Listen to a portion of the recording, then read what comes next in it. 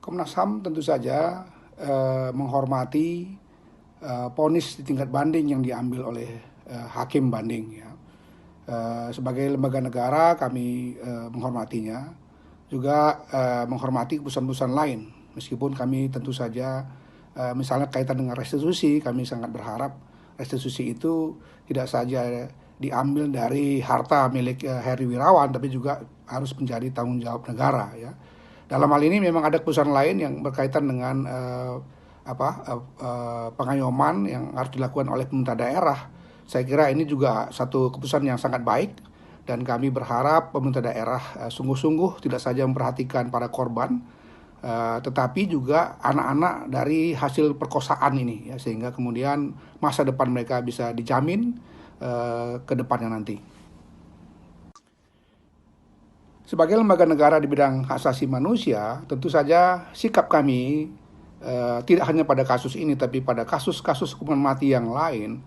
Kami selalu ingin mengingatkan para penegak hukum, terutama nanti hakim kasasi ya, yang mungkin saja akan ditempuh oleh terpidana atau pengacaranya.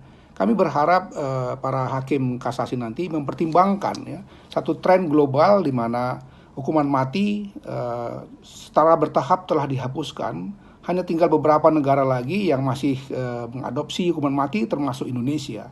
Itu pun sebetulnya kalau kita perhatikan dalam roadmap hukum pidana kita, katakanlah kita lihat dalam RKUHP ya, masih ada hukuman mati, tapi dia tidak satu hukuman yang serta-merta.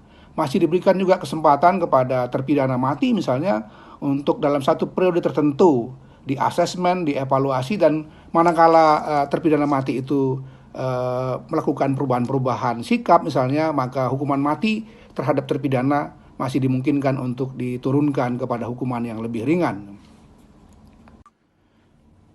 Sebagaimana tadi dijelaskan dalam nilai-nilai hak asasi manusia yang universal, telah ada satu tren ya yang bersifat global di mana hukuman mati itu diabolisi atau dihapuskan.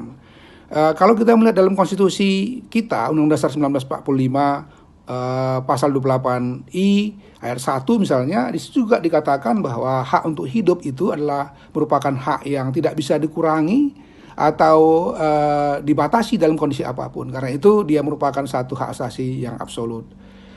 Sekali lagi juga kalau kita lihat kajian-kajian terkait dengan penerapan hukuman mati, tidak ditemukan korelasi antara penerapan hukuman mati dengan efek jera atau pengurangan tindak pidana. Apakah itu tindak pidana kekerasan seksual, tindak pidana terorisme misalnya, atau narkoba, dan tindak pidana yang lainnya. Karena itu sekali lagi kita menginginkan ada satu peninjauan yang sebaik-baiknya dari hakim kasasi nanti, manakala misalnya terpidana mati ini Heri Wirawan maupun pengacaranya mengajukan kasasi.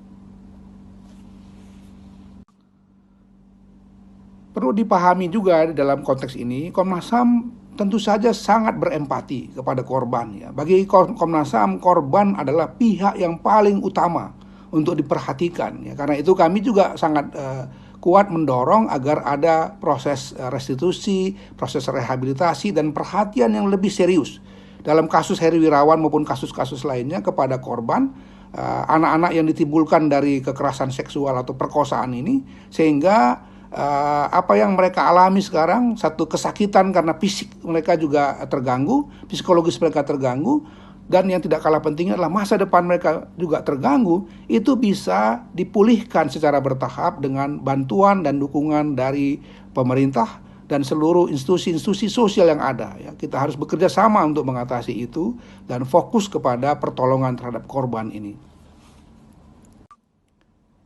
Kita tahu kasus Heri Wirawan ini bukan satu-satunya kasus yang terjadi di negara kita.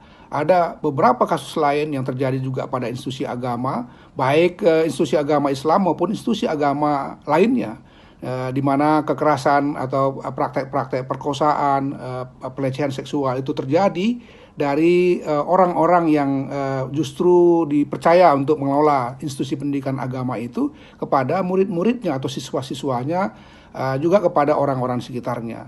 Di Kementerian Pendidikan dan Kebudayaan juga sebetulnya sudah ada langkah-langkah untuk memperbaiki itu dengan keluarnya Permendikbud Dikti tempo hari yang Komnas HAM sangat mendukung, mengapresiasi karena itu satu langkah yang sistematik dalam rangka mencegah terjadinya tidak saja kekerasan tapi juga praktek-praktek perundungan seksual yang dialami oleh banyak pihak di perguruan tinggi ya. Yang paling penting juga adalah penghormatan terhadap hak asasi manusia dan perlindungan terhadap korban-korban, rehabilitasi pada mereka itu juga perlu dibenahi dalam sistem yang kita punyai selama ini, terutama dalam sistem pendidikan keagamaan yang seringkali dengan menggunakan jargon-jargon keagamaan tapi sebetulnya ada satu praktek-praktek kejahatan yang terselubung. Terima kasih sudah nonton. Jangan lupa like, subscribe, dan share ya.